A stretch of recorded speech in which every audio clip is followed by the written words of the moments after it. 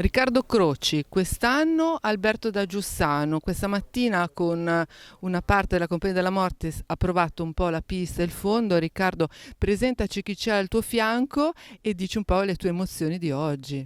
Innanzitutto buongiorno a tutti, sono Riccardo e lui è Complert, un minorchino, 9 anni, prima volta sulla pista di Legnano.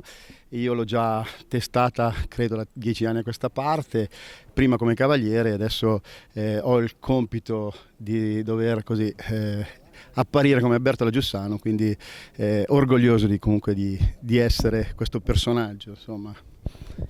Senti, quest'anno la Compagnia della Morte è un po' diversa dal solito. Raccontaci un po' qual è la novità che hai voluto introdurre. E sì, abbiamo voluto fare un qualcosa di diverso, insomma, essendo il secondo, perché comunque a giorni sono venuto a conoscenza di questa prima presenza prima di me, ecco.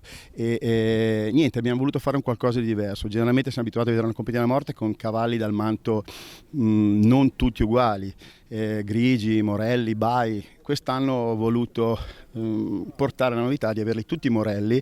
È stato molto, molto difficoltoso comunque trovare 20 cavalli, 21 cavalli tutti uguali, anche perché comunque i tempi erano molto stretti e nel giro di un mese abbiamo dovuto inventare l'impossibile. Ce l'abbiamo fatta, speriamo che tengano botta fino a domenica prossima e i 21 cavalli ci sono, ecco.